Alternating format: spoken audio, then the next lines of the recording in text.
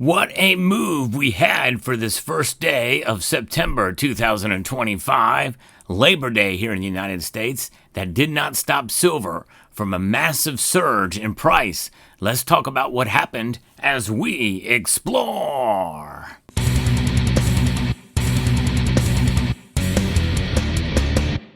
That's right, silver made a big time move today. Unexpectedly, it is up over $1 right now, a 2.65% increase to be precise, to $40.78.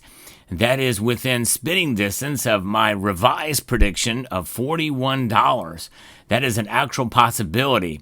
There was a part of me that was doubting my latest revision of silver's price prediction. Now, for the third time this year, I've been revising after it had met those previous predictions to $41. We'll see what happens. The high that silver got today was exactly $40.81. So that was 19 cents shy of $41. Now, in the momentum we're seeing here, it is quite possible we could see silver price reach $41 by tomorrow. However, I want to provide a little bit of a cautious optimism to some of that, and also understanding how the markets may react tomorrow, especially with full trading and people paying more attention as everything opens up, not just in the market. In trading markets, but also with business and everything else going on. There's a lot happening for sure. I'm going to be referencing an article here from mining.com that gives a little bit of insight as some of what is leading silver's price to move in this direction.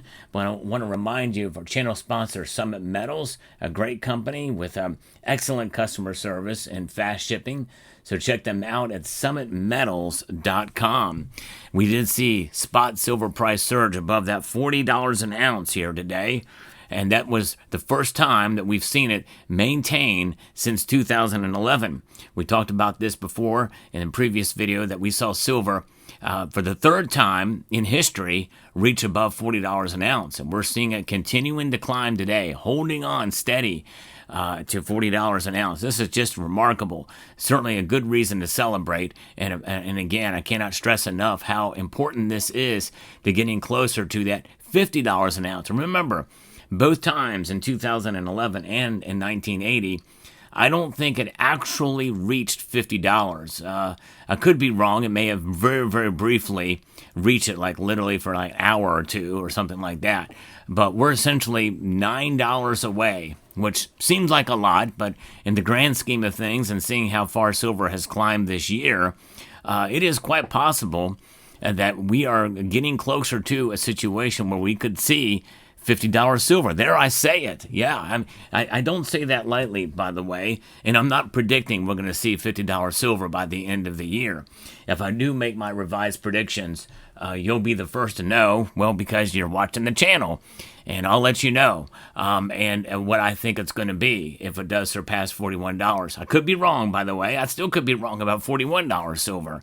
But nonetheless, a lot of it is some of the same reasons as before. The expectations are mounting for a U.S. Federal Reserve rate cut, and that is giving fresh momentum for a multi-year bull run in precious metals. We saw prices jump 2.7% to $40.72 at the publishing of this article, which is the highest since September of 2011. And gold has also advanced as much as 1.2% to trade just below its April record high of $3,500 an ounce. Gold is trading right now, as the markets have closed, $3,477.70 an ounce. That's up $29.20 today. Now, as I record this video, we are moments away from the market reopening in Asia. And for those of you who don't remember, let me remind you, when I do a market report, usually it's just before the markets close. This is a little unusual timing for me because I was away. But nonetheless, the markets close and then they reopen again at 6 p.m. Eastern time in Asia. So just keep that in mind whenever I do these reports. And so the gold and especially silver extended Friday's strong gains, supported by sticky U.S. inflation, weakening consumer sentiment, and the expected rate cuts, which are only growing. I'll talk about those in a moment. And there's also more concerns about the Fed's independence. according to Ole Hansen, head of commodity strategy at Saxo Bank. So that's still a concern, and that's driving markets.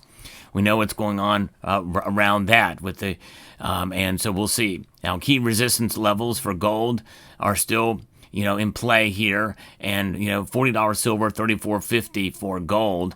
But this is quite interesting to see this move. Silver's making this move in response for expectations of lower rates, while a tight supply market is helping to maintain its upward bias. Remember, there is certainly a bit of a squeeze in the industrial silver market.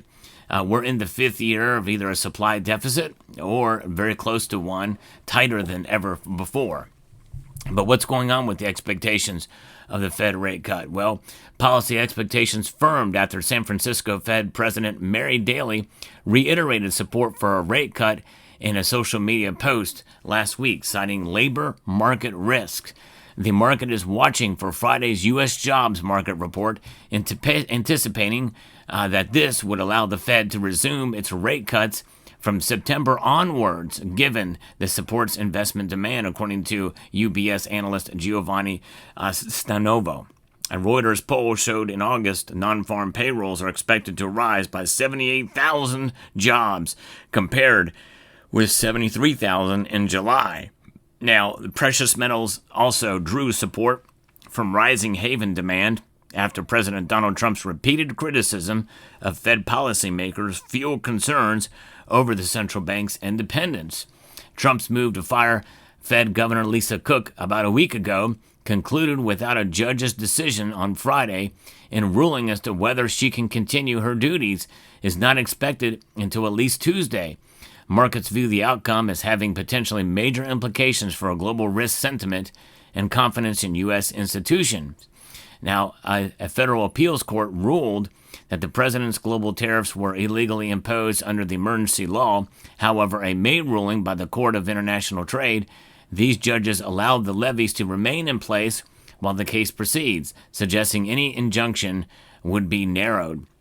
Now, the cuts, a weakened U.S. dollar and rising ETF inflows and better Indian imports should be supportive for both gold and silver, according to Morgan Stanley analyst Amy Gower and Martine Ratz wrote in an email note to Bloomberg.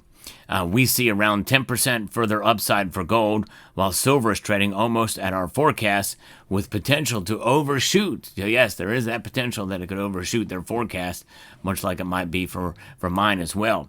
The gold to silver ratio has narrowed to 85.48. Now, that's still very, very high, but that's a very welcome number. And think about it. It was nowhere near this high the last time silver got to $40 an ounce. That is a sign that many have that silver should skyrocket from here to as there's gold has now risen to new heights when adjusted for inflation, that silver should play catch up, and they should do it big time. As to whether or not that will happen or not remains to be seen, but I'm more liking the slow, steady move paces upward, much like what we've been seeing here. So again, looking at the Fed watch tool, we have seen it now increase again, ever so slightly, but nonetheless, the sentiment is that it's going to keep rising, and that they're going to cut rates at an 89.6% chance that it's going to be a quarter point rate cut, and only a 10.4% chance that they will not. And of course, the dollar, is suffering because of this. It's down just over 1/10 percentage today to 97.67. So that's what the dollar index is doing, and that is the precipice for all of the emotional mood here and the shift of where the market sentiment is. So we're going to watch that very, very closely. But the Fed watch tool is something we see what people are thinking, and now that's going to play there for this meeting coming up on the 17th of this month. Now, what about the 29th of October? Well, the 29th of October, it is split between between cutting another half point or another quarter point. And so that is pretty intriguing to see that. So right now, the rate is at 425 to 450, and in the 29th of October, they're thinking that the rate would be 46.9% would be at 375 to 400. And that's another quarter point drop. Whereas the other 48.1% believe it's going to stay kind of where it is. A very small minority believe that it's going to go back up again to 4.9%. Boy, that would be pretty frustrating. So that's the backstop of what we're seeing here today with the markets. Now, here's the cautious thing that you should be cautious. Here's what you should be cautious about. At any point in time when we see a move like this, over 2% move, a surge, that could be smacked down. And especially after a holiday, it very well could see that the big bullion banks might get back in control again of the short positions and sell off a bunch, profit, and take profits and run. And we could see silver fall back another $1. It would not surprise me if it fell maybe even as much tomorrow as it went up today.